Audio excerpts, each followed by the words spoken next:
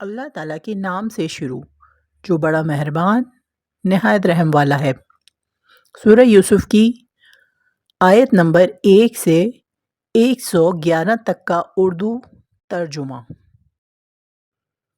الف لام را، یہ روشن کتاب کی آیتیں ہیں۔ یقیناً ہم نے اس قرآن کو عربی زبان میں نازل فرمایا ہے کہ تم سمجھ سکو۔ ہم آپ کے سامنے بہترین بیان پیش کرتے ہیں اس وجہ سے کہ ہم نے آپ کی جانب یہ قرآن وحی کے ذریعے نازل کیا ہے، اور یقیناً آپ اس سے پہلے بے خبروں میں تھے۔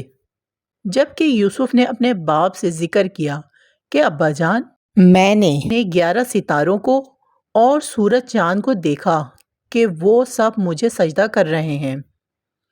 یعقوب علیہ السلام نے کہا، پیارے بچے، اپنے اس خواب کا ذکر اپنے بھائیوں سے نہ کرنا، ایسا نہ ہو کہ وہ تیرے ساتھ کوئی فریب کاری کریں۔ شیطان تو انسان کا کھلا دشمن ہے، اور اسی طرح تجھے تیرا پروردگار برگزیدہ کرے گا اور تجھے معاملہ فہمی یا خوابوں کی تعبیر بھی سکھائے گا، اور اپنی نعمت تجھے بھرپور عطا فرمائے گا، اور یعقوب کے گھر والوں کو بھی، جیسے کہ اس نے اس سے پہلے تیرے دادا اور پردادا یعنی ابراہیم و اسحاق کو بھی بھرپور اپنی نعمت دی۔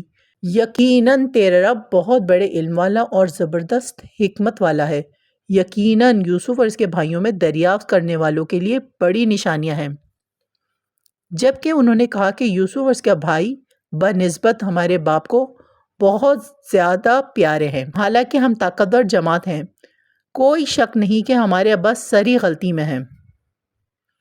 یوسف کو تو مار ہی ڈالو یا اسے کسی نامعلوم جگہ پھینک دو کہ تمہارے والد کا رخ صرف تمہاری طرف ہی ہو جائے، اس کے بعد تم نیک ہو جانا۔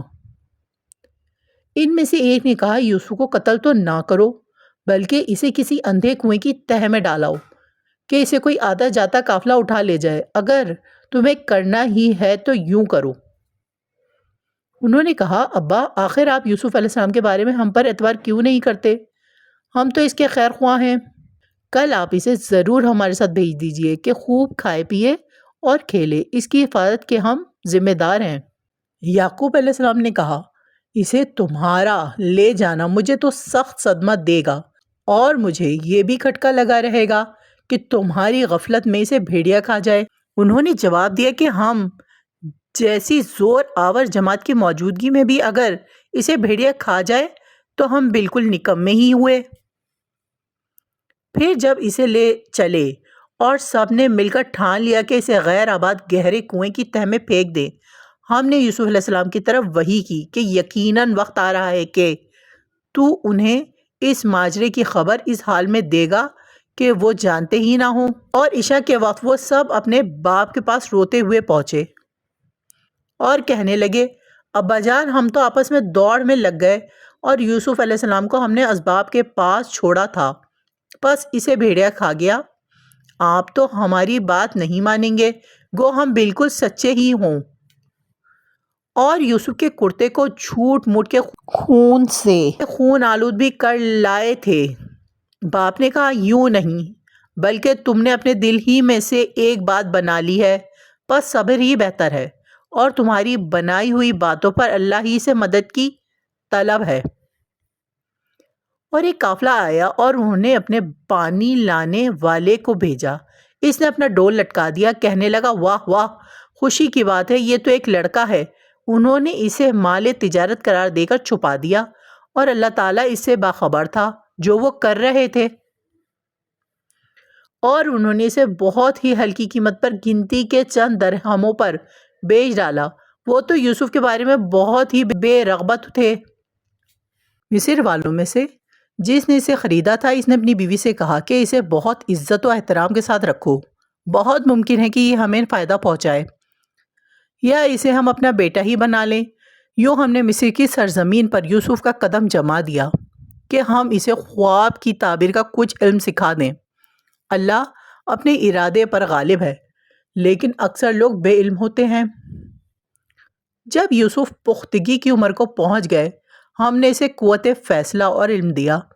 ہم نیک کاروں کو اسی طرح بدلہ دیتے ہیں۔ اس عورت نے جس کے گھر میں یوسف تھے یوسف کو بہلانا پھسلانا شروع کیا کہ وہ اپنے نفس کی نگرانی چھوڑ دے اور دروازے بند کر کے کہنے لگی، لو آ جاؤ۔ یوسف نے کہا، اللہ کی پناہ، وہ میرا رب ہے، مجھے اس نے بہت اچھی طرح رکھا ہے، بے انصافی کرنے والوں کا بھلا نہیں ہوتا۔ اس عورت نے یوسف کی طرف کا قصد کیا اور یوسف اس کا قصد کرتے اگر وہ اپنے پروردگار کی دلیل نہ دیکھتے، یوں ہی ہوا کہ ہم اس سے برائی اور بے حیائی دور کر دیں، بے شک وہ ہمارے چنے ہوئے بندوں میں سے تھا۔ دونوں دروازے کی طرف دوڑے اور اس عورت نے یوسف کا کرتا پیچھے کی طرف سے کھینچ کر پھاڑ ڈالا اور دروازے کے پاس ہی عورت کا شوہر دونوں کو مل گیا تو کہنے لگی، جو شخص تیری بیوی کے ساتھ برا ارادہ کرے بس اس کی سزا یہی ہے کہ اسے قید کر دیا جائے یا اور کوئی دردناک سزا دی جائے۔ یوسف نے کہا، یہ عورت ہی مجھے پھسلا رہی تھی، اور عورت کے قبیلے ہی کے ایک شخص نے گواہی دی کہ اگر اس کا کرتا آگے سے پھٹا ہوا ہو تو عورت سچی ہے اور یوسف جھوٹ بولنے والوں میں سے ہے، اور اگر اس کا کرتا پیچھے کی جانب سے پھاڑا گیا ہے تو عورت جھوٹی ہے اور یوسف سچوں میں سے ہے۔ خاوند نے جو دیکھا کہ یوسف کا کرتا پیٹھ کی جانب سے پھاڑا گیا ہے تو صاف کہہ دیا، یہ تو عورتوں کی چال بازی ہے، بے شک تمہاری چال بازی بہت بڑی ہے۔ یوسف، اب اس بات کو آتی جاتی کرو، اور اے عورت تو اپنے گناہ سے توبہ کر، بے شک تو گنہگاروں میں سے ہے۔ اور شہر کی عورتوں میں چرچا ہونے لگا کہ عزیز کی بیوی اپنے جوان غلام کو اپنا مطلب نکالنے کے لیے بہلانے پھسلانے میں لگی رہتی ہے، ان کے دل میں یوسف کی محبت بیٹھ گئی ہے، ہمارے خیال میں تو وہ صریح گمراہی میں ہے۔ اس نے جب ان کی اس پرفریب غیبت کا حال سنا تو انہیں بلوا بھیجا اور ان کے لیے ایک مجلس مرتب کی اور ان میں سے ہر ایک کو چھری دی اور کہا کہ اے یوسف، ان کے سامنے چلے آؤ۔ ان عورتوں نے جب اسے دیکھا تو بہت بڑا جانا اور اپنے ہاتھ کاٹ لیے اور زبان سے نکل گیا کہ حاش اللہ، یہ انسان تو ہرگز نہیں، یہ تو یقیناً کوئی بہت ہی بزرگ فرشتہ ہے۔ اس وقت عزیز مصر کی بیوی نے کہا، یہی ہیں جن کے بارے میں تم مجھے طعنے دے رہی تھیں، میں نے ہر چند اس سے اپنا مطلب حاصل کرنا چاہا لیکن یہ بال بال بچا رہا، اور جو کچھ میں اس سے کہہ رہی ہوں اگر یہ نہ کرے گا تو یقیناً یہ قید کر دیا جائے گا اور بے شک یہ بہت ہی بے عزت ہوگا۔ یوسف علیہ السلام نے دعا کی کہ اے میرے پروردگار، جس بات کی طرف یہ عورتیں مجھے بلا رہی ہیں اس سے تو مجھے جیل خانہ بہت پسند ہے، اگر تو نے ان کا فن فریب مجھ سے دور نہ کیا تو میں ان کی طرف مائل ہو جاؤں گا اور بالکل نادانوں میں جا ملوں گا۔ اس کے رب نے اس کی دعا قبول کر لی اور ان عورتوں کے داؤ پیچ اسے پھیر دیے، یقیناً وہ سننے والا جاننے والا ہے۔ پھر ان تمام نشانیوں کے دیکھ لینے کے بعد بھی انہیں یہی مصلحت معلوم ہوئی کہ یوسف کو کچھ مدت کے لیے قید خانے میں رکھیں۔ اس کے ساتھ ہی دو اور جوان بھی جیل خانے میں داخل ہوئے۔ ان میں سے ایک نے کہا، میں نے خواب میں اپنے آپ کو شراب نچوڑتے دیکھا ہے، اور دوسرے نے کہا کہ میں نے اپنے آپ کو دیکھا ہے کہ میں اپنے سر پر روٹی اٹھائے ہوئے ہوں جسے پرندے کھا رہے ہیں، ہمیں آپ اس کی تعبیر بتائیے، ہمیں تو آپ خوبیوں والے شخص دکھائی دیتے ہیں۔ یوسف نے کہا، تمہیں جو کھانا دیا جاتا ہے اس کے تمہارے پاس پہنچنے سے پہلے ہی میں تمہیں اس کی تعبیر بتلا دوں گا، یہ سب اس علم کی بدولت ہے جو میرے رب نے سکھایا ہے۔ میں نے ان لوگوں کا مذہب چھوڑ دیا ہے جو اللہ پر ایمان نہیں رکھتے اور آخرت کے بھی منکر ہیں۔ میں اپنے باپ دادوں کے دین کا پابند ہوں، یعنی ابراہیم و اسحاق اور یعقوب کے دین کا۔ ہمیں ہرگز یہ سزاوار نہیں کہ ہم اللہ تعالیٰ کے ساتھ کسی کو بھی شریک کریں، ہم پر اور تمام اور لوگوں پر اللہ تعالیٰ کا یہ خاص فضل ہے، لیکن اکثر لوگ ناشکری کرتے ہیں۔ اے میرے قید خانے کے ساتھیوں، کیا متفرق کئی ایک پروردگار بہتر ہیں یا ایک اللہ زبردست طاقتور؟ اس کے سوا تم جن کی پوجا پاٹ کر رہے ہو وہ سب نام ہی نام ہیں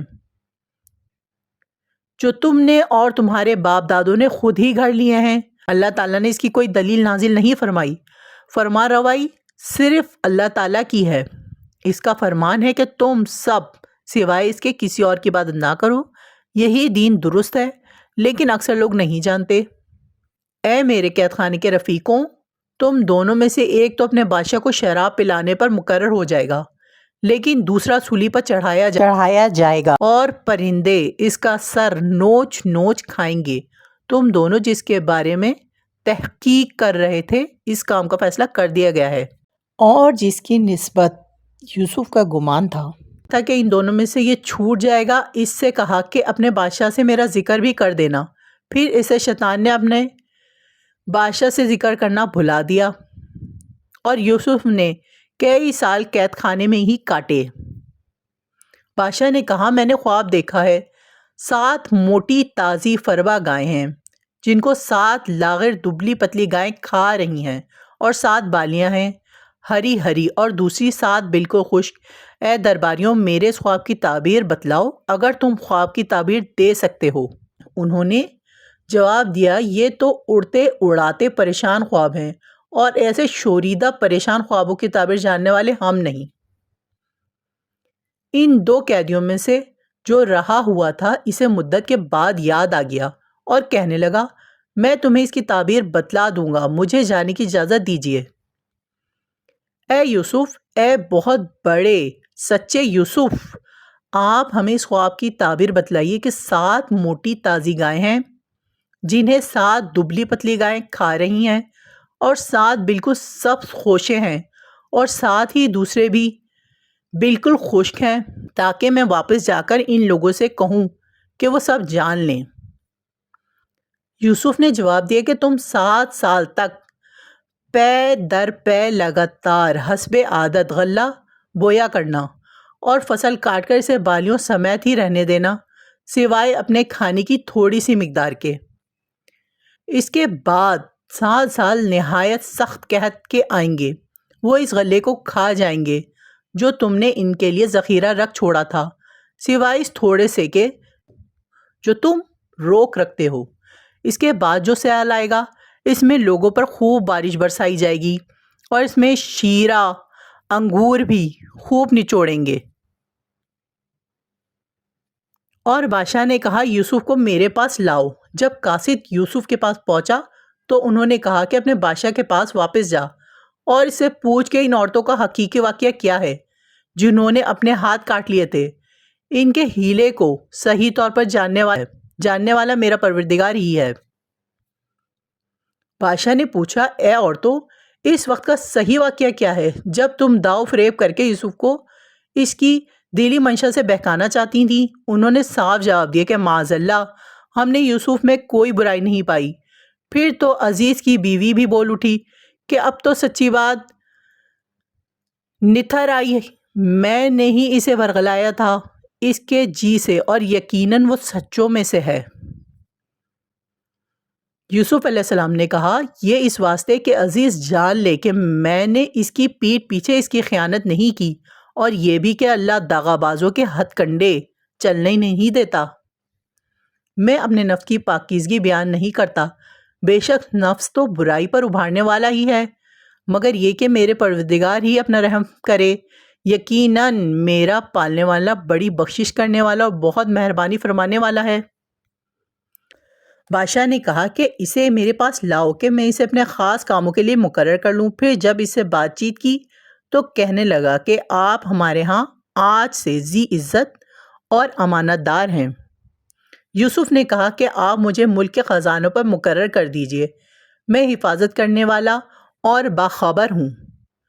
اسی طرح ہم نے یوسف علیہ السلام کو ملک کا قبضہ دے دیا کہ وہ جہاں کہیں چاہے رہ سہے، ہم جسے چاہیں اپنی رحمت پہنچا دیتے ہیں، ہم نیکوکاروں کا ثواب ضائع نہیں کرتے۔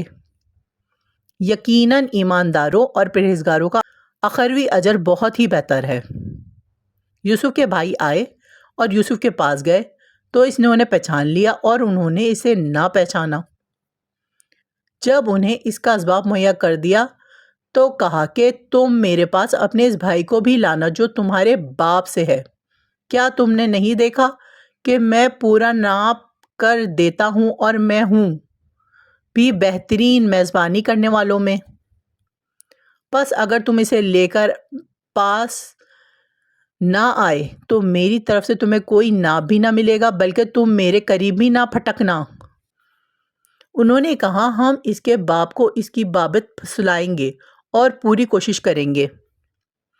اپنے خدمتگاروں سے کہا کہ ان کی پونجی انہی کی بوریوں میں رکھ دو کہ جب لوٹ کر اپنے اہل و عیال میں جائیں اور پونجیوں کو پہچان لیں تو بہت ممکن ہے کہ پھر لوٹ کر آئیں۔ جب یہ لوگ لوٹ کر اپنے والد کے پاس گئے تو کہنے لگے کہ ہم سے تو غلے کا ناپ روک لیا گیا، اب آپ ہمارے ساتھ ہمارے بھائی کو بھیجیے کہ ہم پیمانہ بھر کر لائیں، ہم اس کی نگہبانی کے ذمہ دار ہیں۔ یعقوب علیہ السلام نے کہا مجھے تو اس کی بابت تمہارا بس ویسا ہی اعتبار ہے جیسا اس سے پہلے اس کے بھائی کے بارے میں تھا، بس اللہ ہی بہترین حافظ ہے اور وہ سب مہربانوں سے بڑا مہربان ہے۔ جب انہوں نے اپنا اسباب کھولا تو اپنا سرمایہ موجود پایا جو ان کی جانب لوٹا دیا گیا تھا۔ کہنے لگے اے ہمارے باپ، ہمیں اور کیا چاہیے؟ دیکھیے تو ہمارا سرمایہ بھی ہمیں واپس لوٹا دیا گیا ہے۔ ہم اپنے خاندان کو رسد لا دیں گے اور اپنے بھائی کی نگرانی رکھیں گے اور ایک اونٹ کے بوجھ کا غلہ زیادہ لائیں گے۔ یہ ناپ تو بہت آسان ہے۔ یعقوب علیہ السلام نے کہا میں تو اسے ہرگز تمہارے ساتھ نہ بھیجوں گا جب تک کہ تم اللہ کو بیچ میں رکھ کر مجھے قول و قرار نہ دو کہ تم اسے میرے پاس پہنچا دو گے، سوائے اس ایک صورت کے کہ تم سب گرفتار کر لیے جاؤ۔ جب انہوں نے پکا قول قرار دے دیا تو انہوں نے کہا کہ ہم جو کچھ کہتے ہیں اللہ اس پر نگہبان ہے۔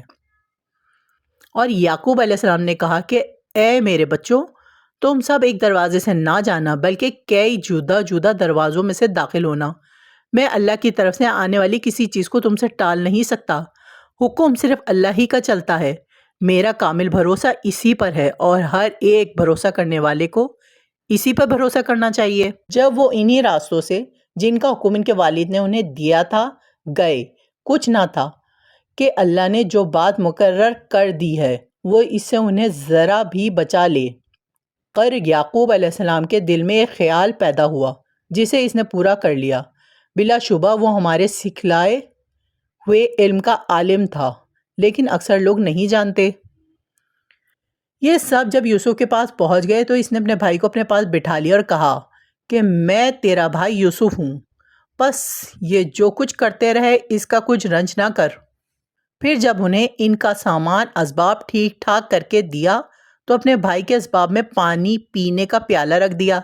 پھر ایک آواز دینے والے نے پکار کر کہا کہ اے قافلے والو، تم لوگ تو چور ہو۔ انہوں نے ان کی طرف منہ پھیر کر کہا کہ تمہاری کیا چیز کھوئی گئی ہے؟ جواب دیا کہ شاہی پیمانہ گم ہے، جو اسے لے آئے اسے ایک اونٹ کے بوجھ کا غلہ ملے گا، اس وعدے کا میں ضامن ہوں۔ انہوں نے کہا اللہ کی قسم، تم کو خوب علم ہے کہ ہم ملک میں فساد پھیلانے کے لیے نہیں آئے اور نہ ہم چور ہیں۔ انہوں نے کہا اچھا، چور کی کیا سزا اگر تم جھوٹے ہو؟ جواب دیا اس کی سزا یہی ہے کہ جس کے اسباب میں سے پایا جائے وہی اس کا بدلہ ہے، ہم تو ایسے ظالموں کو یہی سزا دیا کرتے ہیں۔ پس یوسف نے ان کے سامان کی تلاش شروع کی، اپنے بھائی کے سامان کی تلاشی سے پہلے پھر اس پیمانے کو اپنے بھائی کے سامان زنبیل سے نکالا۔ ہم نے یوسف کے لیے اسی طرح یہ تدبیر کی، اس بادشاہ کی قانون کی روح سے یہ اپنے بھائی کو نہ لے جا سکتا تھا مگر یہ کہ اللہ کو منظور ہو، ہم جس کے چاہیں درجے بلند کر دیں۔ ہر ذی علم پر فوقیت رکھنے والا دوسرا ذی علم موجود ہے۔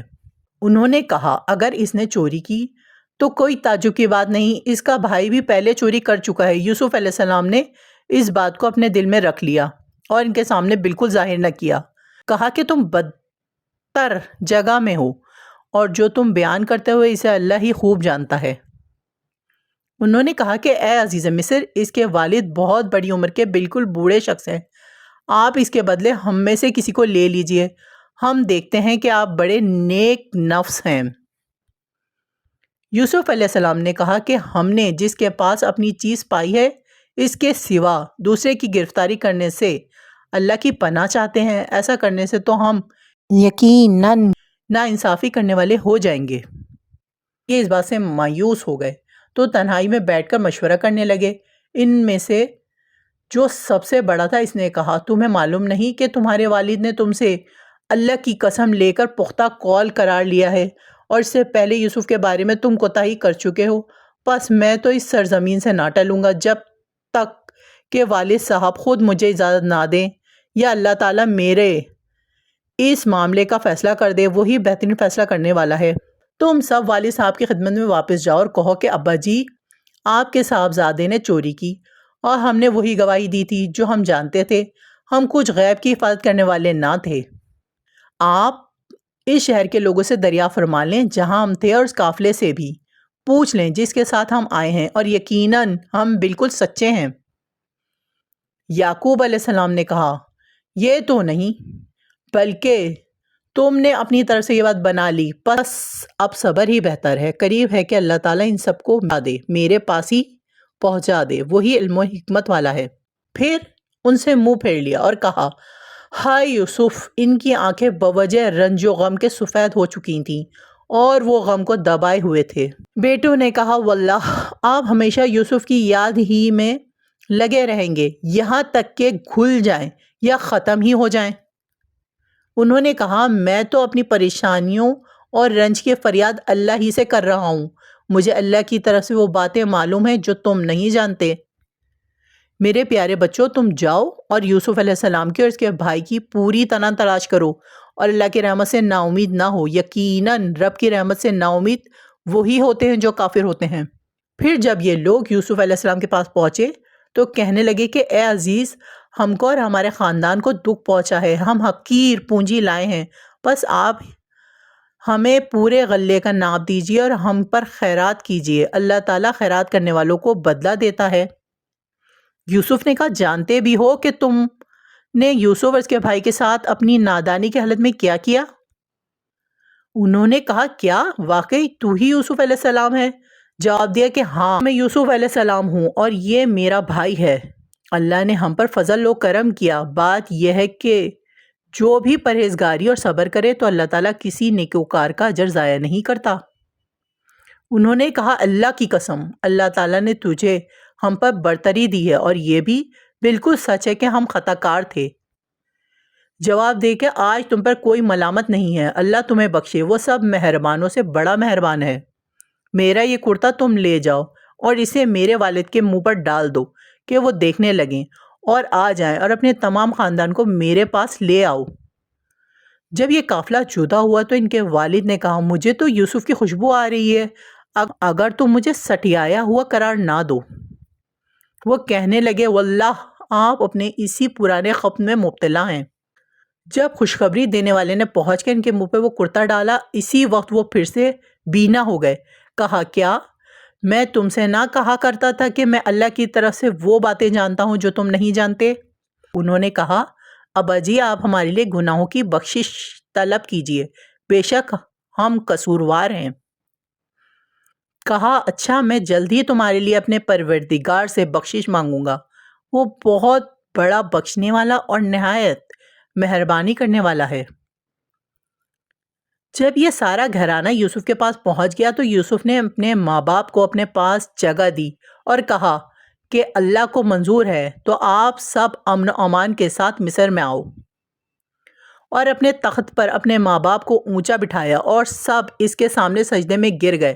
تب کہا، ابا جی، یہ میرے پہلے کے خواب کی تعبیر ہے، میرے رب نے اسے سچا کر دکھایا، اس نے میرے ساتھ بڑا احسان کیا جب کہ مجھے جیل خانے سے نکالا اور آپ لوگوں کو صحرا سے لے آیا۔ اس اختلاف کے بعد جو شیطان نے مجھ میں اور میرے بھائیوں میں ڈال دیا تھا، میرا رب جو چاہے اس کے لیے بہترین تدبیر کرنے والا ہے اور وہ بہت علم و حکمت والا ہے۔ اے میرے پروردگار، تو نے مجھے ملک عطا فرمایا اور تو نے مجھے خواب کی تعبیر سکھلائی۔ اے آسمان و زمین کے پیدا کرنے والے تو دنیا و آخرت میں میرا ولی دوست اور کارساز ہے۔ تو مجھے اسلام کی حالت میں فوت کر اور نیکوں میں ملا دے۔